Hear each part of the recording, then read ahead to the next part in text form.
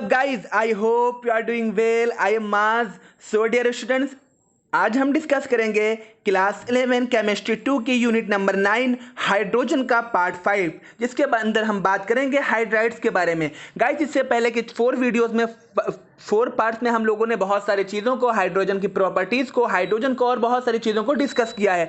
तो जिसने भी इससे पहले की वीडियोस ना देखी हो, पहले उन वीडियोज़ को देख ले, तब ये आपकी अंडरस्टैंडिंग और अच्छे से बन पाएगी और पूरा चैप्टर आपका कवर हो पाएगा। ओके गाइस, तो चलिए हम स्टार्ट करते हैं हाइड्राइड्स के बारे में। अब हाइड्राइड्स होते क्या है? What is hydrides? देखिए, जो डाईहाइड्रोजन होता है आपका एक अंडर सर्टेन कंडीशन में क्या करता है, वो रिएक्ट करता है किससे? ऑलमोस्ट ऑल एलिमेंट्स की, जितने भी आपके पीरियोडिक टेबल के एलिमेंट्स हैं आपके 118 आपका सब में क्या करता है, उन सब से रिएक्ट करता है। लेकिन किसको? नोबल गैसेस को छोड़कर। क्यों? नोबल गैसेस से रिएक्शन नहीं कर सकता, क्योंकि उनके पास क्या होता है, और उनके जो आपका आउटर शेल होती है वो ऑलमोस्ट पूरी तरह से फुल होती है। इसीलिए आपके नोबल गैसेस है, ऐसे हीलियम, नियॉन, आर्गन है ना, क्रिप्टॉन, जीनॉन और रेडॉन वगैरह है। इन सबको छोड़कर बाकी वो सबसे क्या करता है, रिएक्ट करता है और आपका बाइनरी कंपाउंड्स बनाता है, जिनको हम क्या कहते हैं, हाइड्राइड्स कहते हैं। मतलब जो डाईहाइड्रोजन है वो आपके नोबल गैसेस को छोड़कर बाकी सारे एलिमेंट्स से क्या करेगा, बाइनरी कंपाउंड बनाता है। उसी को हम क्या कहते हैं, हाइड्राइड्स कहते हैं। अब ये हाइड्राइड्स को फर्दर 3 फॉर्म में, 3 टाइप्स में क्या किया गया है, क्लासीफाई किया गया है। ठीक है गाइस, कौन कौन से? आयनिक और सलाइन हाइड्राइड्स, कोवैलेंट और मॉलिक्यूलर हाइड्राइड्स, मेटालिक और नॉन स्टोमेट्रिक हाइड्राइड्स। ओके गाइस, तो अब हम एक एक को अच्छे से डिस्कस करते हैं। सबसे पहले बात करते हैं आयनिक और सलाइन हाइड्राइड्स के बारे में। तो ये क्या है आपके? ये आपके जो ये हाइड्राइड्स होते हैं, ये जो इनके कंपाउंड्स होते हैं वो स्टियोक्योमेट्रिक होते हैं। और क्या करते हैं, ये आपका और ये आपका किससे फाउंड होते हैं? डाईहाइड्रोजन से फाउंड होते हैं।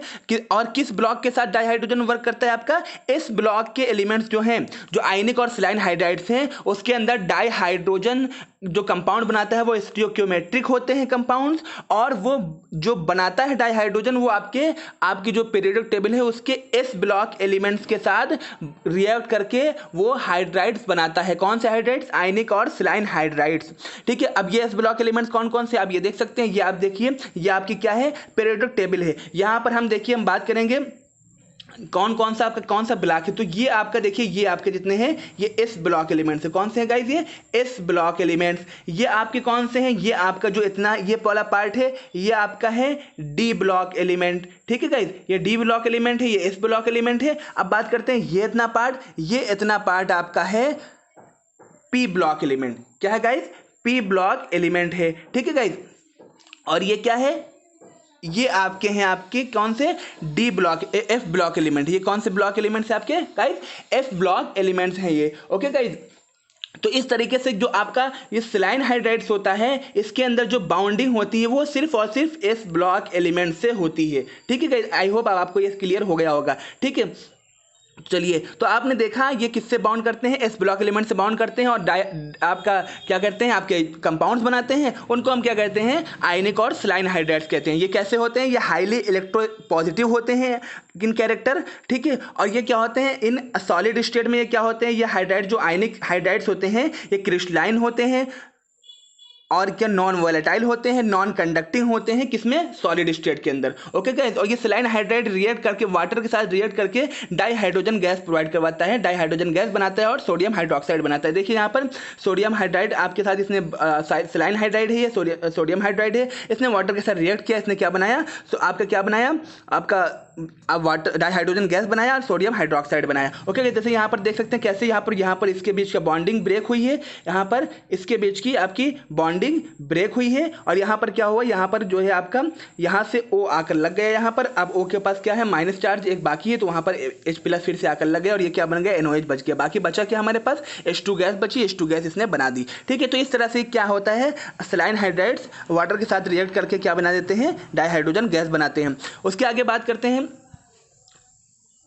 कोवैलेंट और मॉलिक्यूलर हाइड्राइड्स की। जो कोवैलेंट और मॉलिक्यूलर हाइड्राइड्स होते हैं ये आपके क्या होते हैं, ये आपके पी ब्लॉक के साथ, पी ब्लॉक के एलिमेंट के साथ जो आपके कंपाउंड बनाते हैं डाईहाइड्रोजन, उनको क्या कहते हैं, कोवैलेंट और मॉलिक्यूलर हाइड्राइड।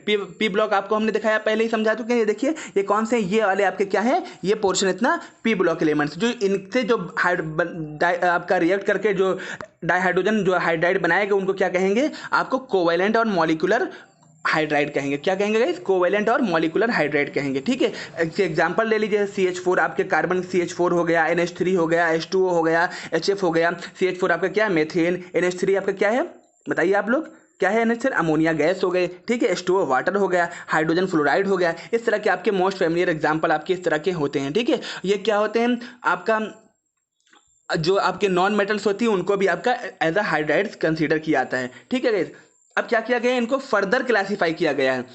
जो आपके कोवेलेंट और मॉलिकुलर हाइड्राइड हैं उनको फर्दर क्लासीफाई किया गया है ऑन द बेसिस ऑफ कि वो लेविस स्ट्रक्चर के अकॉर्डिंग कितना इलेक्ट्रॉन रखते हैं। क्या उनके पास इलेक्ट्रॉन इतना है कि लेविस स्ट्रक्चर है उसको संपूर्ण कर सकें, लुईस स्ट्रक्चर है उसको क्या करते हैं, उसका जो है लुईस स्ट्रक्चर लिखा जा सके। जिसके पास होता है, जिसके पास नहीं होता, कम होता है, उसको इलेक्ट्रॉन डिफिशिएंट कहते हैं। जिसके पास होता है उसको इलेक्ट्रॉन प्रिसाइज कहते हैं। जिसके पास और ज़्यादा होता है इलेक्ट्रॉन रिच हाइड्राइड्स कहते हैं। इसको हम आगे डिस्कस करते हैं। जैसे यहाँ पर आप देखिए, हम बात करेंगे इलेक्ट्रॉन डिफिशिएंट हाइड्राइड्स की। ये क्या होते हैं? आपके ऐसे हाइड्राइड्स आपके क्या होते हैं?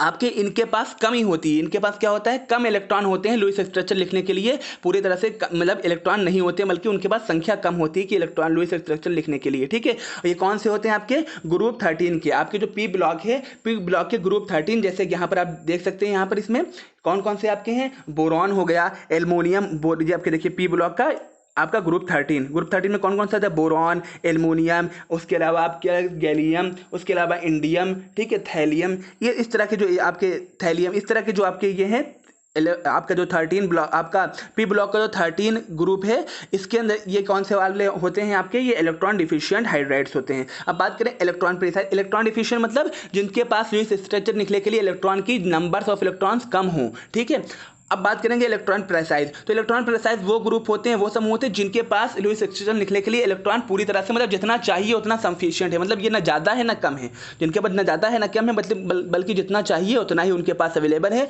तो उनको क्या कहते हैं? Electron precise hydrides. ये क्या होते हैं? आपके ये आपके लुईस स्ट्रक्चर लिखने के लिए इनके पास पूरी तरह से आपके जो जितना भी सफिशिएंट रिक्वायर्ड अमाउंट होता है नंबर इलेक्ट्रॉन का, वो इनके पास मौजूद होता है। ठीक है, और ये कौन से ग्रुप के एलिमेंट्स होते हैं? ये आपके ग्रुप, आपके पी ब्लॉक के ग्रुप 14 के एलिमेंट्स होते हैं। यहाँ पर आप फिर से देख सकते हैं कौन कौन से आपके ग्रुप 14 में। कोई ग्रुप 14 में आपके हैं कार्बन हो गया, सिलिकॉन हो गया, जर्मेनियम हो गया। ये आप देखें ग्रुप 14 है ना, कार्बन सिलिकॉन जर्मेनियम टिन। ठीक है, उसके बाद आपका क्या हो गया? लेड हो गया। तो इस तरह की आपके जो ग्रुप 14 के एलिमेंट्स होते हैं क्या कहलाते हैं? इलेक्ट्रॉन प्रिसाइज एलिमेंट कहलाते हैं, इलेक्ट्रॉन प्रिसाइज हाइड्राइड्स कहलाते हैं।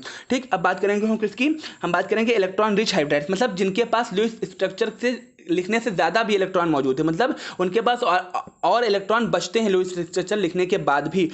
तो उनके पास, उनको क्या कहते हैं? इलेक्ट्रॉन रिच हाइड्राइड्स, मतलब कि इनके पास इलेक्ट्रॉन की संख्या ज़्यादा है, रिच है वो। ठीक है, तो ये कौन से ग्रुप वाले होते हैं? ग्रुप 15 to 17 होते हैं। ग्रुप 15 to 17 मतलब नाइट्रोजन, ऑक्सीजन और फ्लोरीन वाला ग्रुप। ठीक है, ये आप देख सकते हैं। यहाँ पर फिर से हम देख लेते हैं, ये आपके नाइट्रोजन, आपका ये देखिए नाइट्रोजन वाला ग्रुप, और आपका ये ऑक्सीजन वाला ग्रुप और फ्लोरीन वाला ग्रुप। ठीक है, और ये तो आपकी क्या होती है? नोबल गैसेस होती है। ये कोई भी हाइड्राइड्स नहीं बनाते हैं। ठीक है, आप आई होप आपको ये क्लियर हो गया, कोई भी हाइड्राइड्स नहीं बनाते हैं। बाकी ये जितने बचे ये क्या होते हैं, इन सब के बारे में हमने डिस्कस कर लिया। ठीक है, तो अब हम आगे स्टार्ट करते हैं। ये हमें क्लियर हो गया। अब हम बात करेंगे जो थर्ड टाइप था हमारा, मेटेलिक और नॉन स्टियोक्रोमेट्रिक और इंटरस्टियल हाइड्राइड्स के बारे में। तो ये जो होते हैं ये आपके डी ब्लॉक एलिमेंट से, जैसा कि हमने देखा क्या, डी ब्लॉक एलिमेंट के साथ रिएक्ट करके जो आपके हाइड्राइड्स बनते हैं वो क्या कहलाते हैं? मेटेलिक और नॉन स्टियोक्रोमेट्रिक और इंटरस्टियल हाइड्राइड्स। तो आपके जो आपके, और उसके अंदर भी डी ब्लॉक के अंदर में, जैसा कि देखिए आप, ये डी ब्लॉक के अंदर कितने सारे एलिमेंट हैं। डी ब्लॉक के अंदर आप देखिए, ये आपका डी ब्लॉक है पूरा, ये आपका क्या है? डी ब्लॉक है। ठीक, अब ये डी ब्लॉक के अंदर आपके क्या होते हैं? आपका जो आपका क्रोमियम, जो आपका ग्रुप नंबर 6, इसमें से सिर्फ क्रोमियम हाइड्राइड बनाता है, और 7, 8, ठीक है, 7, 8 वाले कोई भी हाइड्राइड नहीं बनाते हैं। डी ब्लॉक के अंदर भी क्रोमियम वाले, मतलब ग्रुप 6 में से सिर्फ क्रोमियम हाइड्राइड बनाता है। ठीक है, और ग्रुप 7 और 8 में से कोई भी हाइड्राइड नहीं बनता है। यहाँ पर आप देख सकते हैं, यहाँ पर लिखा हुआ है 7, 8 और 9 में से कोई भी हाइड्राइड नहीं बनता है।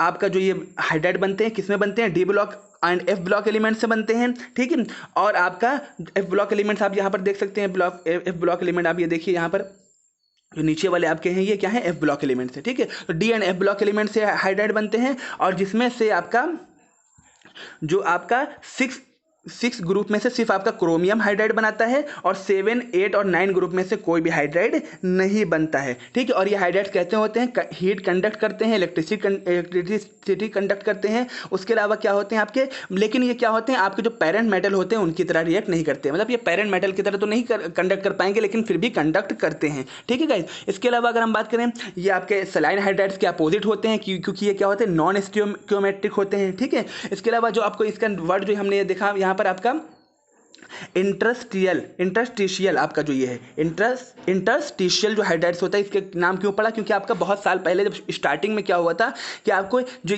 समझा जाता था कि ये जो हाइड्राइड्स हैं इनके जो हाइड्रोजन क्या करता है, ऑक्यूपाई करता है इंटरस्टिशियस मेटल लैटिक्स प्रोड्यूस, मतलब क्या करता है, इनका जो हाइड्रोजन है वो इंटरस्टिशियस क्या करता है, ऑक्यूपाई करता है कहाँ पर, मेटल लैटिक्स में। मेटल लैटिक्स जो होते हैं उनके अंदर इंटरस्टिशियस आपका ऑक्यूपाई करता है, जिसकी वजह से क्या होता है, उसका जो हाइड्राइड्स बनते हैं उसके अंदर क्या डिस्टॉर्शन प्रोवाइड हो जाता है, डिस्टॉर्शन प्रोड्यूस हो जाता है, मतलब उसके अंदर कोई डिफेक्ट आ जाता है।